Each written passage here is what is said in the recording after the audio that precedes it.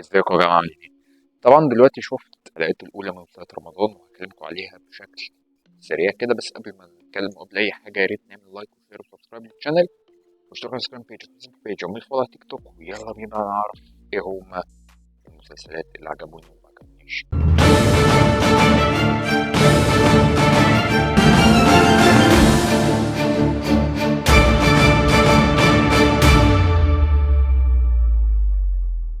أول مسلسل مداح، أنا شايف إن هو مسلسل أول حلقة كانت إلى حد ما كويسة، ما شدته كان حلو، بس غير كده المسلسل ما شدنيش ان اكمله، ومش ما اظنش ان انا ممكن اكمله. المسلسل التاني اللي انا حاسس ان هو في ناس مجمعه ان هو حلو مع احترامي الشديد، انا المسلسل ده ما عجبنيش، هو مسلسل عتبة البهجة للنجم الكبير يحيى الفخراني. المسلسل احلى حاجه فيه يحيى الفخراني، لكن غير كده حقيقي بجد انا ما اعرفش هو ايه اللي يخليني اكمل المسلسل. على واحد من المسلسلات اللي بحس ان هو ناجح ومتشاف، مسلسل الناس كلها يعني بتحب تتفرج عليه، هو مسلسل العتاولة. مسلسل العتاولة من المسلسلات الشعبي بطولة أحمد السقا، فأنا شايفه مسلسل كويس. لو أنت شايف إن هو مسلسل شعبي وفي ناس ما بتحبش النوعية دي متتفرجش عليه، لكن ما تقوليش عليه وحش، لأن في ناس بتحب الجانر دي أو النوعية دي، وأنت المفروض تحترم ده برضه يعني. بس ده اللي أنا أقدر أقول لكم عليه. مسلسل كويس، مسلسل حلو، أكيد مش المسلسل الجامد أوي لأحمد السقا، بس مسلسل حلو يعني مفيش مشكلة. مسلسل واحد من المسلسلات اللي أنا حاسس إن هو بجد اندر ريتد بطريقه مش طبيعيه، وهو مسلسل بيت الرفاعي النجم الجامد جدا امير كرارة. حاسس ان المسلسل ده مش متشاف، مسلسل حلو جدا، جريمه قتل بتحصل والمفروض نعرف مين هو اللي عمل ده، بس امير كرارة المفروض هو اللي بيتهم في جريمه القتل. قتل مين وامير كرارة هل هو اللي عملها ولا لا، كل ده طبعا بنعرفه في المسلسل. مسلسل حلو عاجبني جدا دلوقتي يعني اول حلقتين، وشايف ان هو كويس جدا. المسلسل برضو إيه اللي فاجئتني جدا هو مسار اجباري. مسلسل مسار اجباري انا شايفه حلو ممتع، عجبني اول حلقه خلصت على تويست، الحلقه التانية كانت حلوه، في يعني استثمار شويه بالنسبه لي ان انا اكمل فرجه على المسلسل ده، شايفه كويس جدا. اتمنى بس ان هم ما يقعوش في الفخ بتاع المط ده، بالذات انه 15 حلقه، فاكيد مش معنى ان هو 15 حلقه انه مش هيبقى فيه مط. عادي بس كده في النص حابب اكلمكم عليه، هو مش مسلسل عاجبني قوي، بس انا شايف ان في ناس بتتكلم عليه وان هو مسلسل الى حد ما كويس يعني، وهو على نسبة مشاهدات. سلمى أبو غير وليلى أحمد زاهر مش وحش ولا حلو، واحد من المسلسلات اللي أنا حاسس إن هي أندر ريتد بطريقة مش طبيعية.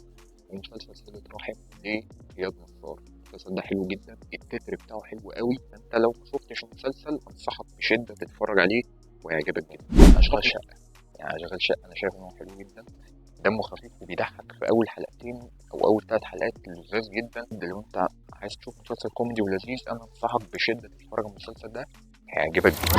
من المسلسلات اللي فاجئتني في رمضان، مع ان انا كنت عارف ان هو هيبقى حلو من الاول، بس المسلسل برضه فاجئني ان هو مسلسل لحظه غضب لصبا مبارك وعلي قاسم ومحمد شاهين. مسلسل حلو قوي، شفت منه حوالي 4 حلقات، بس انا اقدر اقول لكم مسلسل عاجبني جدا لحد دلوقتي، ده جدا ممتع جدا، سسبنس عالي حقيقي، اتمنى ان هو يكمل على المستوى ده. بس لو انت ما شفتوش اتفرج عليه، نصيحه مني هيعجبك جدا. والمسلسل الاخير وانا قاصد ان انا اسيبه هو الاخير، هو مسلسل الرائع، مسلسل الحشاشين من بطولة النجم الجامد جدا التقيل كريم عبد العزيز. ما اتفرجتش على المسلسل ده؟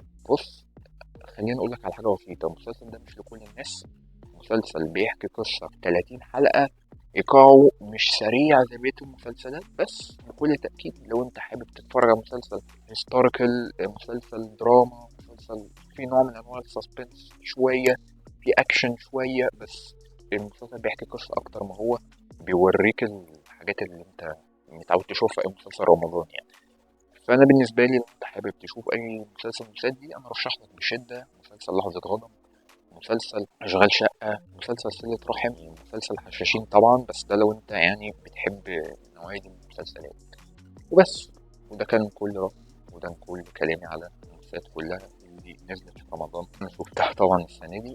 اكيد ممكن في مسلسلات اكملها، في مسلسلات ما اكملهاش، دي طبعا وجهة نظري، مهتم جدا اعرف وجهه نظركم ورأيكم في المسلسلات دي كلها، وهل هتكملوا للآخر؟ ايه أكتر مسلسل من كل المسلسلات اللي أنا قلت لكم عليها دول عجبكم وبتتفرجوا عليه لحد دلوقتي؟ يا ريت تقولوا لي تحت في الكومنتس. وفي الآخر أنا طبعا بشكركم جدا لو بتكملوا الحلقة لحد دلوقتي، وفي الآخر لو عجبكم الفيديو يا ريت تعمل لايك وشير وسبسكرايب للشانل، اشترك على انستجرام بيج وفيسبوك بيج ومن فولو على تيك توك. باي باي.